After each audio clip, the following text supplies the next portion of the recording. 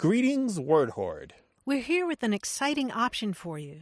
A version of our podcast without any ads. That's right. No advertising interruptions, just the content you love, ready to go in your favorite podcast apps like Spotify and Apple Podcasts. It's another way to support the show, ensuring that we keep bringing you the word stories and language explorations that you love.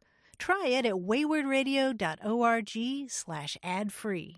And it's affordable. For just a small subscription fee, you can enjoy A Way with Words uninterrupted, except by us. Plus, it makes a great gift. Know somebody who loves language as much as you do? Give them the gift of words. Easy to sign up, easy to enjoy. It's the same A Way with Words, just streamlined for your listening pleasure. Go to waywardradio.org/ad-free. Support us, support the show, and enjoy an ad-free listening experience. waywardradio.org/ad-free. Thank you. You're listening to A Way with Words, the show about language and how we use it. I'm Grant Barrett. And I'm Martha Barnett. Grant, did you read about that explosion at the French cheese factory? Is there a pun at the end of this question? Debris was everywhere. Debris was everywhere. I love brie. Debris was everywhere. I think you're crackers, though. I can pun. I just don't like to pun. Oh, you don't? No. Well, quel fromage. Give us a call. End the madness. 877-929-9673. Email words@waywardradio.org. Talk to us on Twitter @WAYWORD.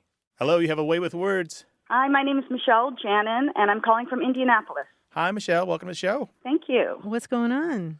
Well, my daughter was home for the holiday. She lives in San Francisco, and we were driving in the car and just chatting, and I brought up a mutual friend of ours, and I said, you know, she's pretty outspoken and direct. She's kind of a rabble rouser.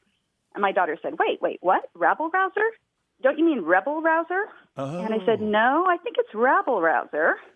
But then she said, we got to call A Way with Words and get this sorted out. So that's why I'm calling today. That's great. So just to be clear here, you're saying RABBLE, rouser, and she's saying REBEL, rouser. That's right. Yeah. Rabble versus rebel. Mm-hmm. And what did you mean by that?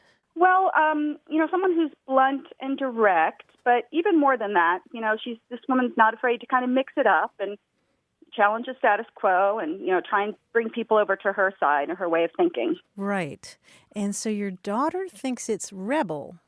Rebel Well, rouser. she thought it would make sense because, you know, rebels kind of do the same thing, right? They often go against the status quo and they maybe try and change minds or cause problems. That was her thinking. Okay. All right.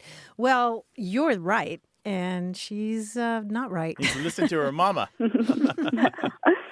Well, we kind of both agreed that probably Rabble was right. But Rebels had such a good feel to it that we thought it was worth asking about. Yeah, it's kind of clever. I mean, we've had the word rabble in English for centuries now.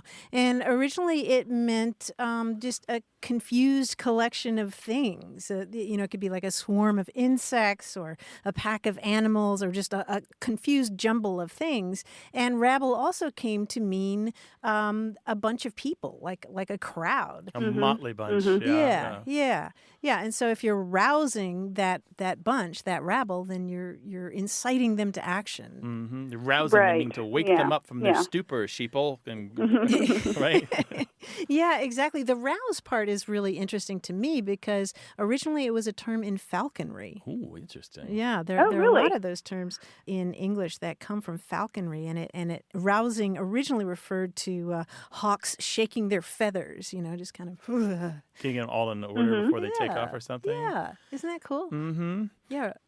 Your daughter That's why I love your show. I learn you. things every time I listen. Michelle, your daughter is not thanks. alone in thinking that it's rebel rouser, by the way. Is that right? True. Okay. Yeah, I found it in the Eggcorn database. This is a list of terms where people have kind of misunderstood one word and replaced it with another one that kind of makes sense. Mm-hmm. And other people also have not only said rebel rouser, but they've said rebel raiser, R-A-I-S-E-R, like they are raising rebels. Oh, man. Yeah. Yeah. So she's not alone. It's not that common, but it's common enough that it's been recorded by linguists. Right, because it makes sense. Right, it could sort of does it make makes some sense. sense. Yeah. Yeah, but the rebel right. wouldn't have to be rebels. No, though, you know, I that's mean, right. like a demagogue. They could be loyalists. Right, a demagogue could rouse the rabble.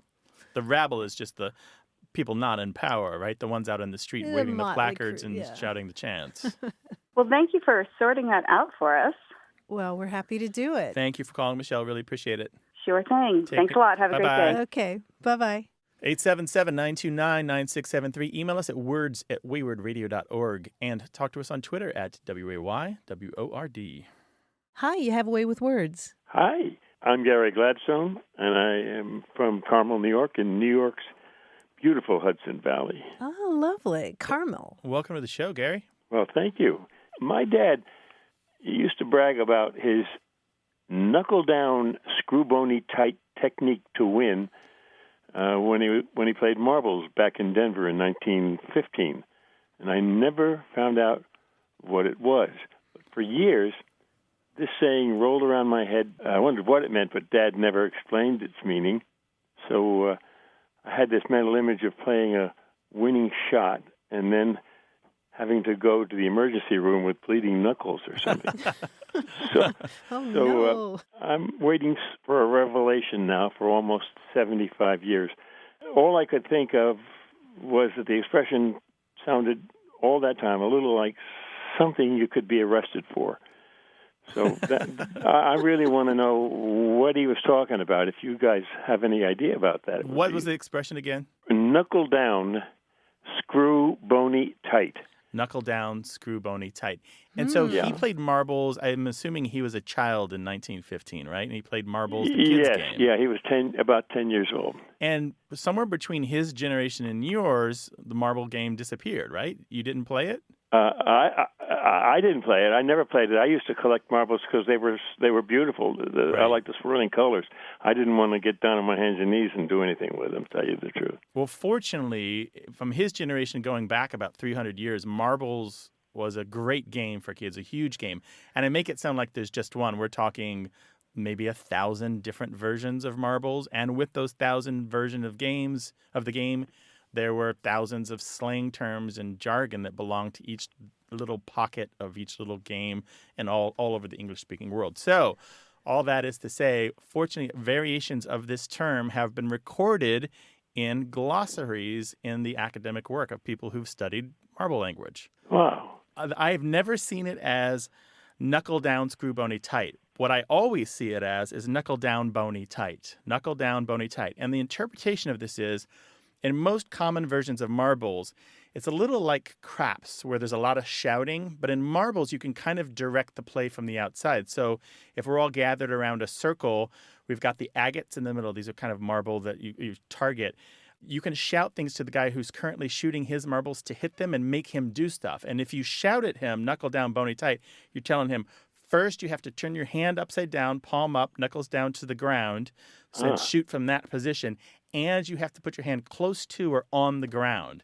So you're kind of restricting their ability to have a free and easy throw. And there's a ton of these kinds of terms. So knuckle down, bony tight is kind of a really restrictive, very, not complicated, but very like, I don't want you to get your knocking any marbles out of the middle and outside of the ring. So I'm trying to tell you what to do to do that. Yeah, you might do that to somebody who's in the lead, right? Yeah, like they're exactly. doing a lot better than everybody else, so they have to have some kind of thing to limit their movement. There's all this language that you can throw at the other player to make them do what you want. That's just one of them. It's a whole culture. I had no idea that marbles were that important then. Well, if you're interested in this, look for the publications of the American Dialect Society. They had like one entire issue devoted to the language of marbles, and it's a great stuff. And it's a real interesting going deep diving into that and seeing how complicated the game could be. One thing I wanted to say before we go, it's strange to say that you could tell the other person what to do, right? We think of this as weird, don't we?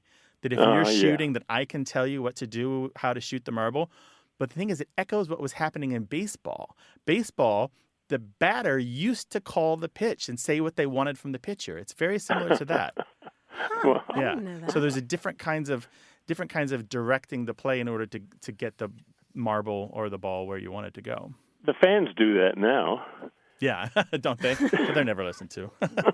Gee, guys, thank you. Now my blood pressure goes down and I can sleep tonight. Well, hallelujah. We're glad to help. Thanks Call for us calling, some other Garrett. time, Really okay? appreciate it. I'll call next time wondering where the expression losing your marbles comes from. Okay. Thank you, sir. That's later. Take care Thanks. now. All right. Bye-bye, Gary. Super. Bye-bye. I'm sorry I got so excited there. Oh, it's wonderful stuff, Can I right? read a list to you of some marble terms just to kind of give people a taste of what's out there? Oh, my gosh, Aggie, yes. backhill and crooks, dead, dog up, drop up, fat, fudge, goes, keeps, kicks, kill, knucks, lag, marvels, poke up, rounce, slips, taw, tracks, vents. I mean, and that's like a fraction of like I think there are at least 1,500, maybe 2,000 terms here for marbles and variations on marbles. Very rich language. And didn't we get playing for keeps from marbles? I believe it is, yeah, because you do in most versions of the game get to keep the marbles that you knock out of the ring. Yeah. Or that you knock into the hole, depending which version you're playing. Yeah, so rich. Well, join our Away with Words Poetry Slam here, 877-929-9673. Hi, you have Away with Words. Hi there. This is Tim Kirkove. I'm from Omaha, Nebraska. Hi, Tim. Welcome from Omaha. What's going on there in Omaha? So I had a question about the word anymore. Because in the Midwest, I've heard like it used in kind of a different way than it is conventionally in a more positive sense. Mm-hmm. Like usually you would say like, we don't go to Walmart anymore, meaning we used to go to Walmart, but now we don't. But in the Midwest, sometimes it said anymore, we go to Target, meaning now we go to Target.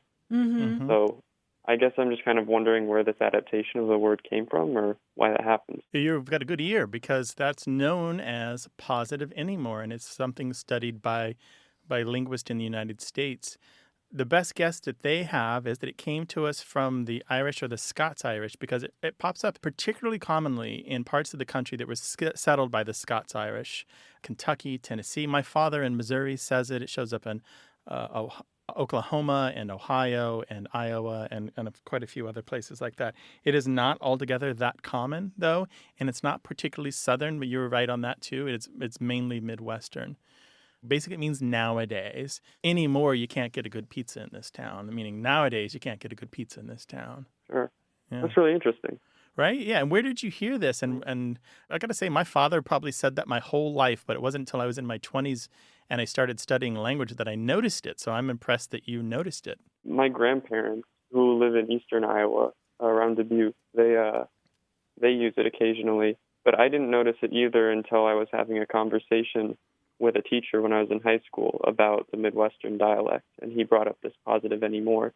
And that's when I started noticing it every once in a while. Yep, there we go. Yeah, and it's then still you hear it everywhere, right? and it's not gone either. It's still the younger generations will still have it. Well, Tim, I hope that helps. Yeah, thank you so much. Yeah, take care now. Thanks for a lot, calling. Tim. Appreciate All it. right, you too. Have a good day. Bye-bye. Bye-bye. Bye. Well, if you've noticed something about the way people talk, give us a call, 877-929-9673, and talk about it with us. Or send us an email to words@waywardradio.org.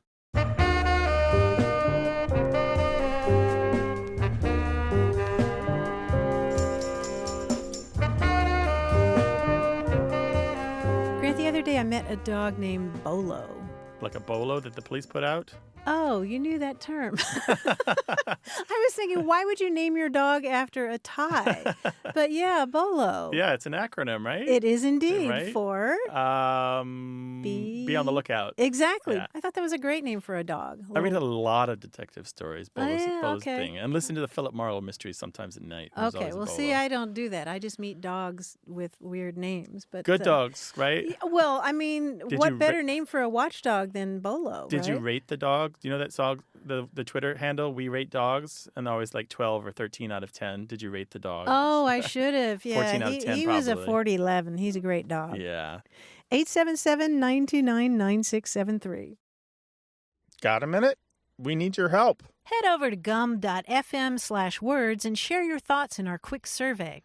Your feedback matters. It's the backbone of our show's success. Thanks for making our show even more successful. That's gum.fm/WORDS. Thank you. You're listening to Away with Words, the show about language and how we use it. I'm Martha Barnett. And I'm Grant Barrett, and on the line from New York City is our quiz guy, John Chinesky. Hi, John. Hi, Grant. Hi, Martha. What is up, Hello. dude? Well, you know what? I was just thinking recently about certain events that occur periodically, and one of them is this thing called March Madness. You're familiar with it? This college basketball tourney. Absolutely. Yeah. Well, what I love about this event, March Madness, is that it's not just one day. It's sort of like Yuletide. It's an ongoing event that lasts for a long time. I think each month should have within it a little mini season of some kind, just to take the edge off of living. Right? I think I know where you're going with this. Right. So to honor March Madness, we'll make sure that each monthly celebration is both a competition and that each has a name that starts with the month and an alliterative noun that begins with the same first two letters and ends in NESS. Got that written down? Okay, yeah. Okay, So, good. Okay, For yeah. example, and you could even do this one as the first one if you know it. For example, let's have a festival where everybody wears a hat at a rakish angle and we decide who is the most lively and cheerful. It would be Jaunty January. January. Now remember, January Oh, jauntiness. January jauntiness. Sorry. Jauntiness, right. Don't forget the NESS, okay, in Sorry. honor of March Madness. Very good, but very good. You count that Right. as one for Knocked off one. you. January jauntiness. All right, how about this one? Let's have an event where we go down to the zoo and determine which of the carnivores is the most savage and brutal. February ferociousness. Yes, February Very good. ferociousness. Hear about this one. Let's have an event where we determine whose words are the most suitable and fitting for different situations. Are we still? Are we doing March, or did we already do that? No, we skipped March because it's already got March okay, great. Madness. I'm going to say either April appropriateness or August augustness. It is April appropriateness. Very good. How about this one? Let's give stinky things their due with a tournament to decide what items have the most offensive smells. Malodorous? Ness. Yes, May malodorousness. How about this one? A celebration of fruit. Put oranges and limes in your bracket as we squeeze them to determine which one has the most liquidy sweetness. June juiciness. June juiciness. I can get behind that one in various ways, I think. Next one. If you can't calm down, that's fine. We're planning a tournament, and if you are timorous and easily startled, you'll make it to the Final Four. July jumpiness. Yes, July jumpiness. July jumpiness. Yeah, another one that would be very interesting to watch. How about let's have an event where we judge things on how promising they are and how likely they are to produce favorable results. August auspiciousness? Yes, Ooh, August nice. auspiciousness. Well done. Let's have a celebration of those who are charitable. Amnesty International versus Doctors Without Borders, Oxfam America versus Habitat for Humanity. Which one puts others before their own needs the best? September servant leadership? Service? September serviceness? Put others before your own needs. Sacrifice. Self-abnegationness. Self-sacrificeness? No, I'm going to go with September selflessness. Oh. All right. Make it Very too good. hard again. No, that's Okay. good. That's good. Now, I'm sorry to say we're taking October off. There's nothing going on in October. You cannot find an adjective that begins with OC and ends in NESS, at least nothing useful. Here's the next one. Toddlers on airplanes, rejoice. Upstairs neighbors with a heavy tread, your time has come. We're going to determine who is the loudest and most annoying. November noisiness. Yes, November noisiness. Very good. Finally, are you two-faced? A professional spy, perhaps? We're going to have a competition to see who is the most double-dealing, scheming, Machiavellian trickster around. Ooh. December deceptiveness? Yeah. Very good. I had 4 possibles for this one. Oh, really? We could have December deceitfulness, Oh, yep. December deviousness, or December... Oh, no, I can't actually use this last one. It's duplicitousness doesn't have the DE. But I like yours. Very good. Nice work. Let's get started on these celebrations right away. Party! Yeah. Party! Where's Thanks, my John. bracket? Thank you, guys. Thanks, really appreciate it. And if you'd like to talk with us about any aspect of language whatsoever, the number to call is 877-929-9673 or send it to us in email. That address is words@waywardradio.org. Hello, you have a way with words. Oh, hi. Hi, who's this? This is Tom Christo. I'm in Council Bluffs, Iowa. Well, great. Welcome to the show, Tom. How can we help you? My grandmother was born in 1899, and she used this term when she wasn't feeling very well, not really sick, but just kind of, not quite right. She said, "I'm feeling punk." And I thought, well, okay. And once in a while she'd say, I'm feeling kind of punk. I'm not really sure which the correct way to use it was, but and then one time when I was feeling bad, I said to my mother, "Oh, I'm feeling kind of punky." And she's like, "No, that's not really the way you use that word. You're either feeling punk or kind of punk." I'm like, "Okay, there's rules for this apparently." And here you are feeling not well.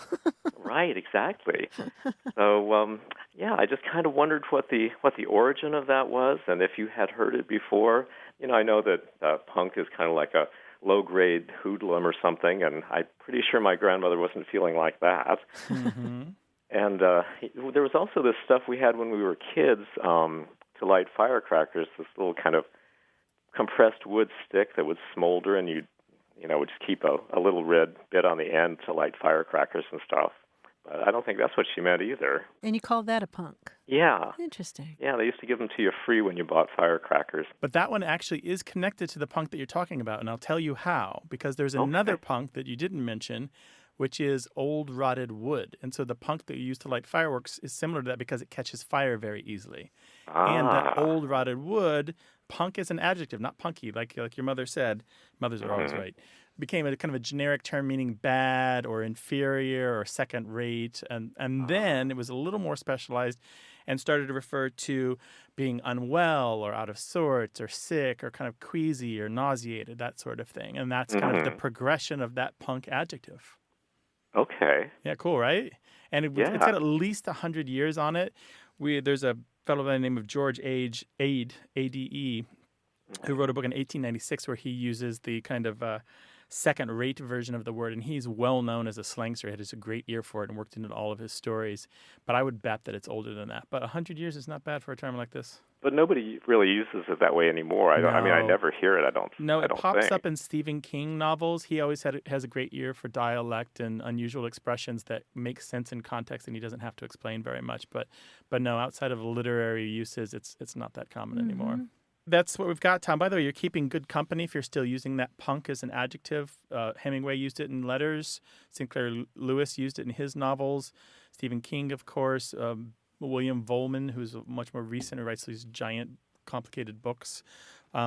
Maybe there's some grandmas and grandpas out there saying it, but mostly it's gone. Yeah, I never use it in everyday speech myself, so... Yeah, you'd be misunderstood, wouldn't you? I would, yeah. I think people would just look at me like, "Oh, he's kind of crazy." Well, you might be that, but not for the use of punk. Tom, thank you so much for your call. Really appreciate it. Yeah, thanks for calling. Oh, well, sure. Well, thank you guys. Take care now. Bye-bye. All righty. Bye-bye. Bye-bye. Well, we know out your way, they say things that strangers think are weird. Call us. We'll talk about it. We'll make you feel better. 877-929-9673. Hello, you have a way with words. Hi, my name is Dustin Aguilar. I'm calling from Denton, Texas. Hey, Dustin, welcome from Denton. What can we do for you, Dustin? Well, I would like to know if you guys have heard of a linguistic phenomenon called freezes, where we tend to say word pairs in the same order, specifically like black and white. You don't really hear people say white and black TV. It's more black and white TV. Also, something like spaghetti and meatballs opposed to meatballs and spaghetti. And so my question is, 1, have you heard of this phenomenon? 2, what is your opinion about it? And 3, is there some sort of age-related aspects to these freezes? Is there geographical aspects? And I ask because I heard a 12-year-old girl say that she wanted to eat eggs and bacon instead of what I would say, bacon and eggs. And so I had that question about the freezes to see what you guys thought about it. That's super cool. How did you hear about freezes? I've heard of them, but most people don't know that lingo. Are you a linguistics insider? Yes, I got a master's in linguistics from the University of North Texas in Denton, and one of my professors was Hadge Ross, who is one of 2 people who coined the phrase freezes and have written papers about it. So I've heard him give 2 talks on freezes, and I thought that would be a good away with words topic. Absolutely. Freezes are super interesting. Freezes are also known as binomials or irreversible pairs, right? And there may be even some other terms for them. And there's two really interesting things about your question. One is, let's talk about freezes. Things like when you say yes or no, we mostly don't say no or yes, right? Some of this stuff is so ingrained we don't even think about it. I say, I go to that park now and then. I don't say then and now. There's a ton of this. The other thing that's interesting about your question is we have talked on this show about bacon and eggs before, and I think you have zeroed in on one that is not as fixed as the others. It is sometimes eggs and bacon, and it's not particularly age-graded. There's nothing geographic to it. It's just some people say bacon and eggs, and some people say eggs and bacon. And people say ham and eggs. I don't hear eggs and ham unless you're reading Dr. Seuss. There we go, right? Yeah. But in general, as you probably learned, freezes tend to follow some set, like certain things come before certain other things. For example, the definite thing comes before the indefinite, positive before negative, close comes before far away, above comes before below, on before under, up before down, large before small, male before female. They tend to do this. But with bacon and eggs, it doesn't really fit any of those, X before Y. It doesn't really, so it's more tradition than it is like that internal word order thing that all native speakers of English develop automatically. Hadge mentioned that there tends to be a meat first rule, that you mentioned meat first. And I've also noticed that we tend to mention, as far as food goes, main dish first and side item second. And that's why I think we get the spaghetti and meatballs instead of meatballs and spaghetti, because I think maybe we conceive of spaghetti as the main dish and meatballs as the side. Maybe that's why bacon and eggs can go either way, because bacon is the more meaty, but it seems like a side. That's right. Yeah. You've really got it there, too. I love your perceptions, Dustin. You're really doing this right. Because we have bangers and mash, we have ham and eggs, we have meat and potatoes. These are kind of standard Burger and fry. Standard set constructions. But if I get 3 eggs but 2 slices of bacon, which one's the most important, right? Or am I getting 6 slices of bacon and 1 egg, right? Maybe that has something to do with it. But these X before Y, new before old or definite before indefinite, those are just general and usual. They're not absolute. For example, I said one of them was male before female. We will almost always say kings and queens, but we would say bride and groom, right? And also ladies and gentlemen. Yeah, we say ladies and gentlemen. So there are other places where the order, and I don't think this applies to bacon and eggs, but there are other places that the order has to do with phonology, what sounds better. It has to do with word stress, what sounds better in another way, number of syllables, or even just plain politeness. And I think a bride and groom and ladies and gentlemen are about politeness. A wedding day is seen as the bride's day more than it's seen as the groom's day, right? Yeah, boys and girls. Boys and girls is one where the male is first, kind of following the typical pattern. I feel like I hear girls and boys sometimes. I'm hearing it more. I think. And there is I left off the other one. There's a tradition of trying to upset these long-standing binomials or irreversible pairs in order to remove or reduce some of the inherent sexism in English. Yeah, lesbian and gay versus gay and lesbian. There we go. Girls and boys. So we'll become used to saying girls and boys, and then boys and girls will sound really weird to our ears after a while. So I wanted to know, when people say your two names together, what's the order that you say? What do people usually say? Well, we established early on, I know we talked about it, it's Martha and Grant. Martha has a little more experience in the world than I do. Notice how I said that. This is beauty and age is what we're talking about. Beauty and age. Beauty and age. Also, she joined the program before I did. But we do mix it up from time to time. Yeah, we do occasionally, right? but it depends what we're doing. But mostly it's Martha and Grant. Right. Yeah. Grant's more meaty. I'm more eggy. Something like that. Great. Well, thank you very much. Dustin, thank you so much for your call. Take care. You'll have a good day. Bye-bye. All right. Bye-bye. Call us with what you've been thinking about when it comes to language. 877-929-9673 or email us. That address is words@waywardradio.org. Hello, you have a way with words. Hi, this is Donna, and I'm calling from Kerrville, Texas. Hi, Donna. Welcome to the show. Hey, Donna, what's up? Well, I'm so glad to get to talk to you guys. I love your show. Thank you. I am a freelance editor, and most emphasis on the free most of the time. I understand that. So I'm very aware of words and the way people use them, and I'm always catching typos and grammatical errors and things. And I have been a little found a little annoying recently when I'd seen a phrase that I always heard of as free rein, R-E-I-N.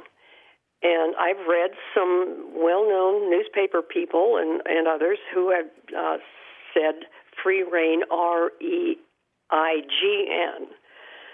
And I thought, no, that's not right. But then I got to thinking about it. That phrase could be appropriate depending on how you want to. Either phrase could be appropriate, I think. So I wondered what your take on it is and what the actual original use was. Mm-hmm. How is it used in a sentence? Well, giving someone free rein to do as they wish. Mm-hmm. And so you think that it's the R-E-I-N, like the reins on a horse. That's the way I've always used it. Right. But then this R-E-I-G-N has kind of come up recently, and I'm thinking maybe I'm wrong. Maybe it could be used in both ways. Well, you're right. Free rein with the four-letter version, R-E-I-N, has been around for much longer, and it means what you might guess it would mean, which is to give more, what would you say, more rein to the horse. Yeah, you let it have its head. Yeah. Give him his head, yeah. Huh? Yeah. It's one of many horse terms we have in the language, and using free rein like a royal rein is a much later development, a misunderstanding really of it. Okay. And I would say that the R-E-I-G-N, the royal rein, is in this case almost always wrong unless you're intentionally making a pun about royalty. Mm-hmm. The R-E-I-N version still is by far and away the best choice in every piece of writing I think that I've ever seen, except where somebody was making the pun. Right. Well, since you opened the pun door, you know that. Oh no! You know that story about the king who had so many wild animals in his house. He loved to go out and gather game and bring them back to the castle, and it finally got to be such a problem that the rein was called on account of game. Terrible. I know it was. I apologize. That's wonderful. Surgery after that one. Thank you for that one. I'll add that to my store. Okay, great. Yeah, maybe when you're editing, you can put that in the margins or something. Yes. Donna, thank you so much for your call. Well, thank you for your show, and carry on, please. Thank you very much. We do. Bye-bye. Thanks, Donna. Bye-bye. Two kinds of carrying on going on here. Yeah, there's some carrying on. Yeah, but definitely reins like the reins of a horse. R-E-I-N is the one that you want almost always. Mm-hmm. Yeah, or if you give somebody, you have somebody on a tight rein. That right, means still R-E-I-N. Yeah, right? exactly. 877-929-9673. Email words@waywordradio.org. Talk to us on Twitter at WAYWORD. And talk to us on Facebook. Find our Facebook group where you can join thousands of other fans talking about the show, talking about language.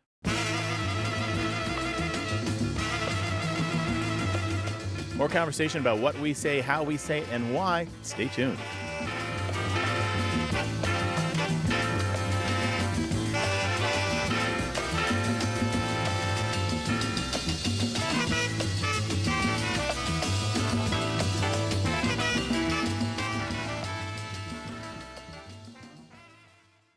Hey, we've got something special for those of you who love our show but could do without the ads. That's right. Imagine a way with words, the same engaging conversations, the same deep dives into language without advertising interruptions. We're talking about our ad-free podcast feed. It's sleek, clean, and it's just for our supporters. It's at waywordradio.org/ad-free. It's inexpensive, easy to sign up for, and works with all major podcast apps like Apple Podcasts and Spotify. It's an affordable way to support the show and get a seamless listening experience.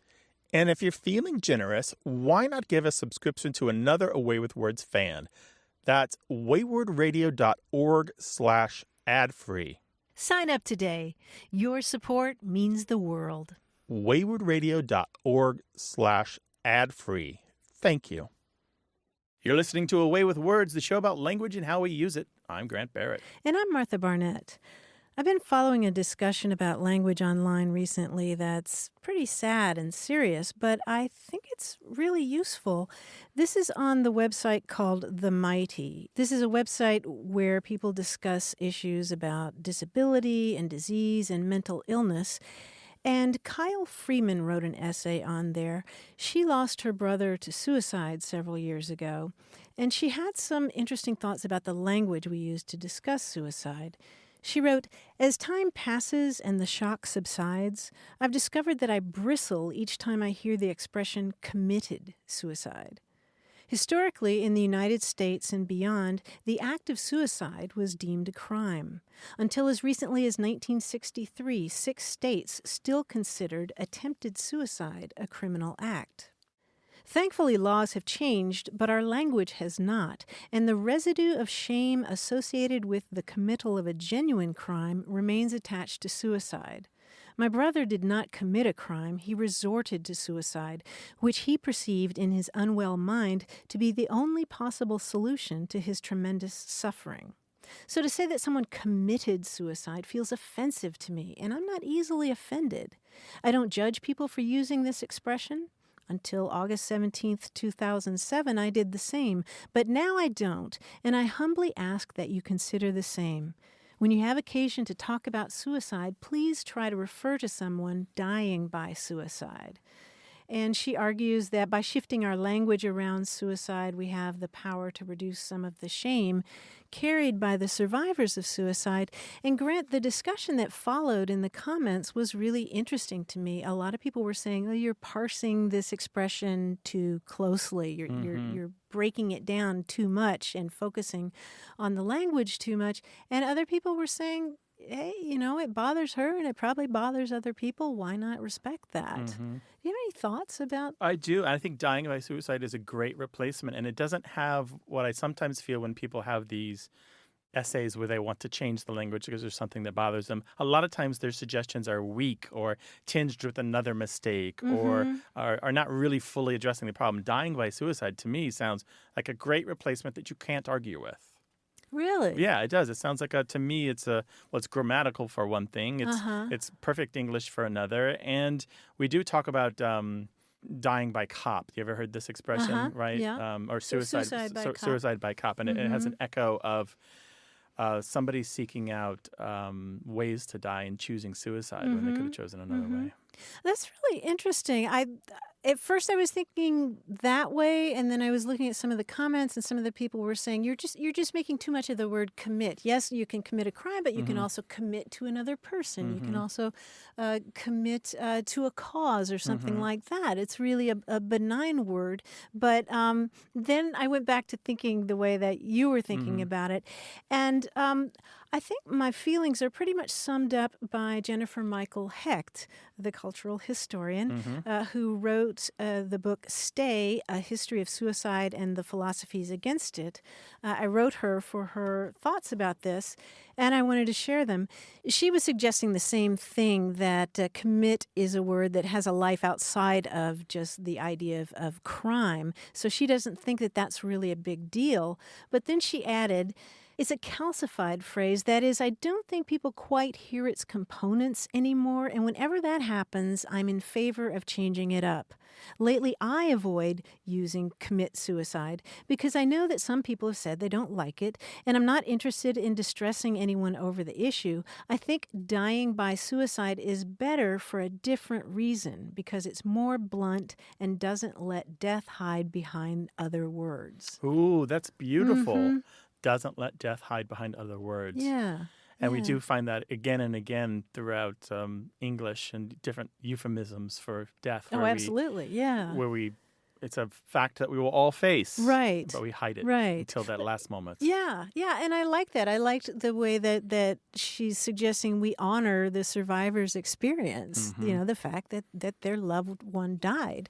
But I'm sure we'll have lots of responses to this. We'd love to hear what you think about this term. Is committed suicide an offensive term to you? Is it uncomfortable? Does it bother you? Let us know. You can email us. The address is words@waywardradio.org or call us 877-929-9673. Hi, you have a way with words. Hi, this is Lisbeth in Hudson, New York. Hi, welcome. What can we do for you? Well, my boyfriend was born and raised on Long Island. He hasn't lived there for 25 years, but still every so often he says something that I think to myself, that's exactly the opposite of what I would say. And the one that's really in question right now is that he'll say that 3 people called out at work today, meaning they didn't come in or they called in sick, and I say, well, 3 people called in at work today. Called in sick. Called in sick. So he says called out, which I don't understand. And what's your background? Actually, English is my second language, but I've lived in a lot of places. I've lived in Canada, and I've lived all across the U.S. So I've heard a lot of different variations, and when he said that, that was actually the first time I've said it, and I've asked people about it, and a couple of people who live down Long Island way kind of go, yeah, I've heard that, but I've never heard anyone else use it. That's interesting. Okay, we can settle this. Are you sitting down? Oh, don't tell me that. Well, it's good news and bad news both, all right? The thing is, both are in common use in the United States. Both calling out sick and calling in sick are widely used. However, calling out sick is more common in the New York City metropolitan area. And maybe a few states here and there, Philadelphia, a little south, New Jersey, of course. So it is a thing. It has been recorded. Linguists and lexicographers do know about it. And probably 1 million or more people say it. Call out sick. Okay. She sounds so... But 1 million out of... What? 1 million? You can't dismiss 1 million people? Sense to me. What we're looking at here is how you divide the phrase up. All right. So you're calling in sick. Are you calling out sick? Do you hear the division there? So one place we have a 2-word phrasal verb to call in sick. And the other one we have just a single word verb to call out sick. And out sick kind of is the collocation together, those 2 words belonging together. And the other one, calling in, are the 2 words that belong together. Well, that totally makes sense then. I have to say, I always called in sick. Called in sick, yeah.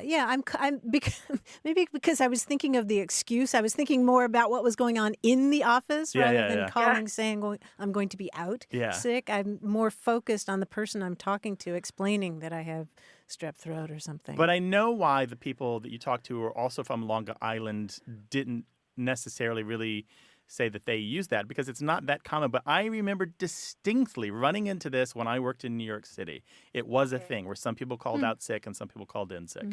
And then they would go to the pharmacy to get their prescription, and would they stand online or Well, in New York City, you wait online. Right. You probably wait rather than stand online. We had that discussion very early in our relationship when he stood online with me standing next to him in line.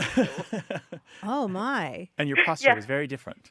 I do that now. I still stand online. Right. My years in New York City means I still stand online even now. And I blurt it out without thinking. And I'm like, oh, they're probably all think I'm really weird. Wow. Yeah. I'm interested that you solved that problem early in your relationship. I mean, you resolved that you were going to say it differently. It was very early, and it didn't break us up. So, yes. Okay. So well, that's good. So to recap, the short version is he's fine to say calling out sick. It's just not as nearly as common as calling in sick. Okay. Well, thank you. Yeah, our pleasure, Elizabeth. Thanks for calling. And maybe I'll hide this episode from him. Sure. Yeah, go for it. I'm with you. Take care now. Bye-bye. Thank you. Bye. Well, do you have a dispute in your relationship about language? We'd love to hear about it. So call us at 877-929-9673 or send the story in email to words@waywardradio.org. Hello, you have a way with words. Hi, this is Karina Osberg from Jackson, Wyoming. Karina from Jackson? Yes. Welcome to the show. What can we do for you? Well, I I had a conversation with a friend of mine a while back. It actually happened right after the election. And she was saying that I just don't understand it. He's such a wingnut. Then she sort of paused and she said, why do we use the word wingnut for people that do crazy things? Because wingnuts are really useful. They're handy. They're smart. So why do we use this word to describe something that's kind of out there? So why? I have no idea. Why do we call certain people on the political spectrum wingnuts when that little metal piece that we use to hold things together is so useful? Exactly. You know what's funny is that this term really, really came into its own after the 2000 election. Do you remember this? All the hullabaloo after Bush v. Gore and all that, and there was a lot of rancor. It reminds me very much of the 2016 political campaigns. Just a lot of angry chatter back and forth. Does that ring a bell? Yeah. Mm-hmm. And at the time, I looked into this term. I helped William Safire come up with some stuff on this for his column that he was writing for the New York Times. And I did a political slang dictionary in 2003. So I've dug into this before. And what's really interesting is it's pretty simple. It's just a shortening of the term right-wing nut. And nut meaning a person who is out of their nut or out of their head. That means not expressing, not having common sense or common behavior. Mm-hmm. Or have a screw loose. Yeah, or have a screw loose. So wingnut, used as it is today, is nearly always somebody on the right side of the political spectrum. And there's a wide variety of matching terms on the left, such as, pinko commie or left-wing loon or what have you. But fruit bat. Fruit bat, yeah. It's just a shortening of right-wing nut. Huh. Yeah, that's I it. had no idea. Pretty simple, That's right? really interesting. Yeah. Yeah, that is really simple. Huh. So thank you so much. Yeah, my pleasure. It's funny though, as wingnut continues to be used, I don't see the matching left terms quite as often. They come up with all new ones every 4 years, I think. Yeah, that was my question. They're so You much can't more say creative. Yeah, the world is complicated and interesting, and why just call each other the same insults over and over, and we can come up with new ones. I know. Well, thank you so much. I appreciate this lesson. I didn't realize it was actually just a political term. I thought it was something that was used for other things too. No, yeah, it's just mainly a political term. Thanks so much for calling, Karina. Really appreciate it. Thank you. Bye. All right, Bye. bye-bye. And terms for the sinner are really rare. Did you know that? Like, there's things like fence sitter and the man trying to ride two horses and things like that. But, like, really snappy zingers for people who won't choose a side, those are independents, those are really, really rare. What about mugwump? Mugwump. What's that? That's like an old muckety muck, isn't it? Well, isn't that somebody who's sitting on a fence and their mug is on one side and their wump is on the other? Am I wrong? I don't know. I don't seem remember to that one. recall I something remember the like term, that. but I don't remember that. That sounds unlikely origin I feel story, like I've seen but a cartoon. I'll let it go yeah, this time. It could be unlikely origin, but I have this mental Mugwump. picture of mug on one side, some wump on the cartoon. other. Hilarious. 877-929-9673.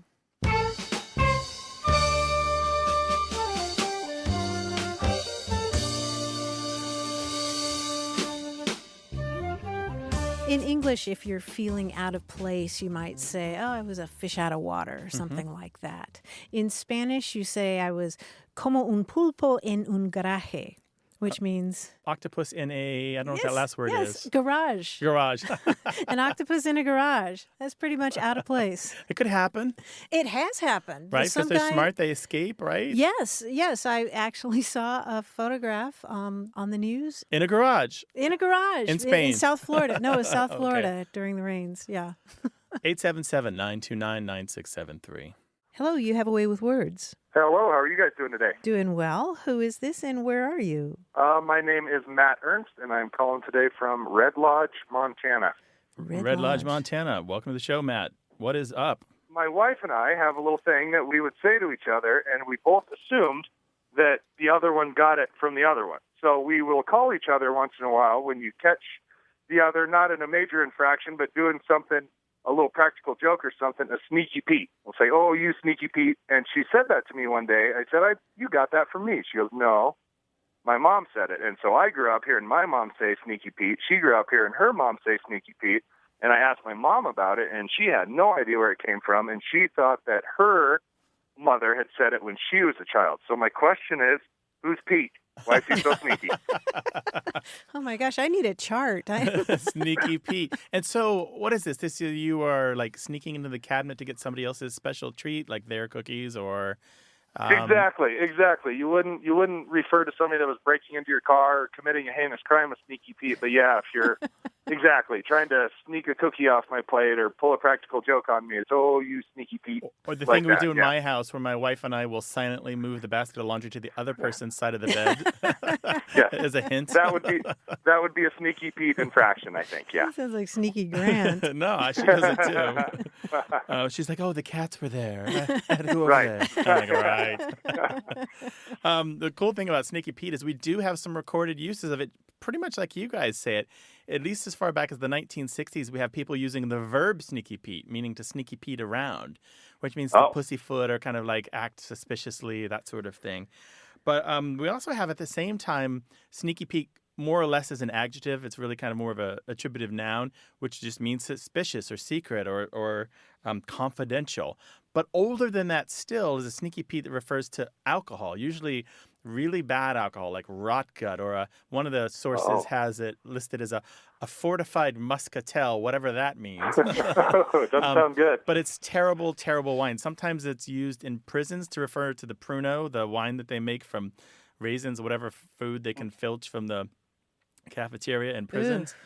But it's been going on since at least like 1941 that Sneaky Pete is also referred to an alcohol. But the connection there in my mind is it's an alcohol that you might put, say, in a boot flask, or that you would keep from the authorities, or the cheap stuff that you could only buy at the really terrible corner store in the bad neighborhood because they don't check your ID because you're under 21. You know what I'm saying? It's like that kind of, it's not alcohol that you serve at dinner with fine people. Not at all. But it would refer to the actual alcohol. Like yeah, you it have referred to alcohol. A bottle of Sneaky Pete. Mm-hmm. Okay. But older than that is a dance called Sneaky Pete, which one of the sources from about 1904 describes as an old-time cakewalk two-step. Now, do you know what a cakewalk is? No, I know what a two-step is, but I'm not familiar with the cakewalk. So cakewalk is kind of like musical chairs with dancing couples. You have couples dancing, the music plays, and whenever you stop, you're standing on a square or a marker on the floor. Whoever is on the square or the marker stays in, and if your couple's not on the marker, you leave. And the last couple, and they'll take one of these markers away for every song that they play, the last couple left wins the cake or all of the cakes, depending on how you do it. They're in the center of the room, usually made for the fundraiser by the people who are there. And anyway, so I've been thinking about this and thinking, what if the Sneaky Pete dance was so named because it better positioned you to win the cakes in the cakewalk? I don't know. Interesting. It's a theory with no evidence, but you were kind of not being dishonest, but kind of trying to play a trick or make sure that you solidify the win for yourself. I don't know what it looks like, but what if it were a split leg two-step where you could actually stand on two squares at once? That would be a Sneaky Pete. Well, it sounds like there's no Pete, that there's no Pete who inspired this. No. My guess is that it has to do with the assonance of sneaky and Pete. Yeah. Interesting. Yeah. Well, that absolutely answers my question. I sure appreciate it. Yeah, our pleasure. But go forth and know that there are many other people using Sneaky Pete to mean suspicious or surreptitious behavior. Well, good. All right. Well, I will try not to do much Sneaky Peteing around. Thanks, Matt. Yeah, behave, Matt. Thank you. Bye. All right, bye-bye. Call us, 877-929-9673. Want more Away with Words? Listen to years of past episodes at waywardradio.org or find the show in any podcast app or on iTunes. Our toll-free line is always open, so leave us a message at 877-929-9673 and we'll take a listen. We love to get your messages at words@waywardradio.org or hit us up on Twitter at WAYWORD and look for us on Facebook. This program would not be possible without you. Grant and I are out to change the way we listen and think about language, and you're making it happen. Thanks also to senior producer Stephanie Levine, director and editor Tim Felton, director Colin Tedeschi, and production assistant Emma Kelman in San Diego. In New York, we thank quiz guy John Chinesky and that master of keeping it real, Paul Ruist at Argo Studios. Away with Words is an independent production of Wayward Inc. From the Recording Arts Center at Studio West in San Diego, I'm Martha Barnett. And I'm Grant Barrett. So long. Bye-bye. Hey, listeners, we have a favor to ask. We'd love for you to fill out our listener survey at gum.fm/words. Your feedback is crucial. It's quick, and it helps us make our show even better. It shapes our show, helps us plan, and ensures we're bringing you the content you love. That's gum.fm/WORDS. Thanks for being a part of what we do. Thank you.